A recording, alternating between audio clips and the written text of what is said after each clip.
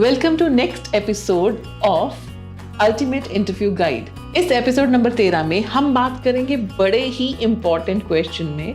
And yes, एक ऐसा question, एक ऐसा टॉपिक जब वो इंटरव्यू में आता है तो हिचकिचाहट से हम गलतियां करते ही करते हैं। एंड बहुत बार हम इस ट्रैप में फंस जाते हैं या इन क्वेश्चंस को ट्रैप समझ लेते हैं। सो ये वो क्वेश्चन है जब भी आते हैं हमें थोड़ा सा कंफ्यूज कर जाते हैं। हम मन ही मन में एज अ ह्यूमन नेचर इसको ट्रैप समझते हैं। एंड जब भी हम किसी चीज को ट्रैप समझते हैं तो उससे निकलने की कोशिश करते हैं, जबकि ये क्वेश्चंस वो हैं, अगर आप इनको हैंडल विद केयर करोगे तो डेफिनेटली आप एक स्ट्रॉन्गर पोजीशन में हो जाओगे अपने इंटरव्यू में। तो कौन से हैं ये क्वेश्चंस? ये क्वेश्चंस हैं जो आपको इंटरव्यूअर पूछता है आपके सैलरी रिलेटेड। यस, आप सैलरी कितनी लेना चाहते हैं, आप सैलरी कितनी एक्सपेक्ट करते हैं, या क्या लगता है आपको कितनी सैलरी मिलनी चाहिए। अब भाई इसमें आपको सोचने की जरूरत तो नहीं है, बट यस स्ट्रेटेजिकली समझने की जरूरत है कि क्या आप उसके वर्थ पे हैं जो वो ऑफर कर रहे हैं। क्या वो जॉब रोल को आपने समझा है कि वो कर सकते हैं? क्या वो जॉब रोल के रिलेटेड इंफॉर्मेशन या रेडीनेस आप में है? और इस क्वेश्चन का आंसर देते हुए आपको कॉन्फिडेंस, क्लैरिटी, ये सब दिखेगा इंटरव्यू को।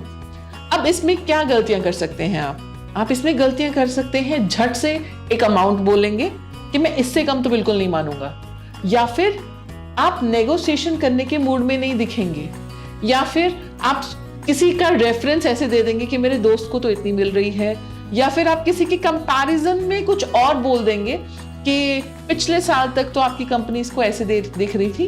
तो ये सारी चीजें आपको एक अंडर कॉन्फिडेंट इंसान दिखाएगी, आपको नॉट जस्टिफाइंग इंसान दिखाएगी, और ओवरऑल लगेगा कि आपको अपनी वर्थ ही नहीं पता, या आपको क्लैरिटी नहीं है कि इस रोल में आपका क्या वैल्यू बनने वाला है एंड आपकी क्या वर्थ है। सो इसके आंसर्स आपको ऐसे देने हैं जैसे कि आप प्रिपेयर होके आए हैं, इस जॉब रोल को समझ के आए हैं।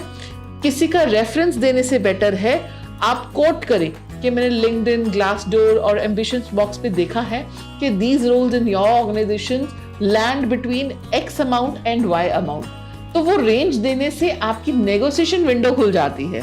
तो अगर आप एक नंबर नहीं देके रेंज दे देंगे कि मेरी एक्सपेक्टेशन है कि इस रेंज में तो जरूर ये होगा, तो आपको नेगोशिएट करना इजी हो जाएगा।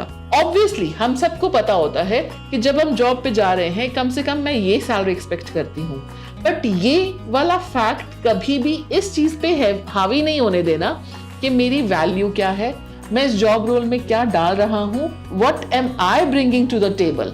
This is highly important. For this definitely you have to study the background of the organisation. कि वो ऑर्गेनाइजेशन स्टार्टअप है या एक बिग 4 कंपनी है या MNC है या बड़ी एस्टैब्लिश्ड कंपनी है, वो क्या है, उसका परचेजिंग पावर, उसका पेइंग पावर।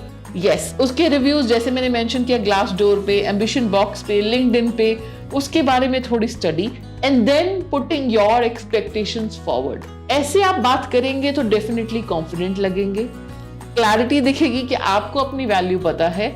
एंड जब किसी का एक्सक्यूज देके आप कुछ मांगेंगे नहीं तो डेफिनेटली वो आपके फेवर में ही जाएगा। हर एक HR को ये क्वेश्चन पूछने जरूरी होते हैं ताकि वो आपको खोए ना, और अगर आप उनके साथ जुड़े तो ज्यादा टाइम तक रह सकें।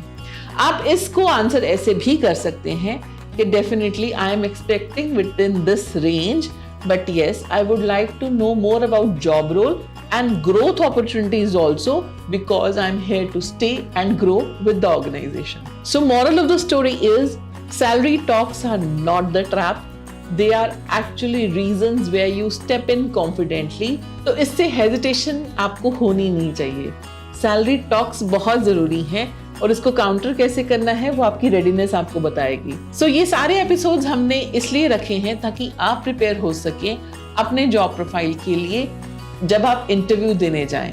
ये आप शेयर कर सकते हैं उन सब के लिए जिनको जरूरत होगी।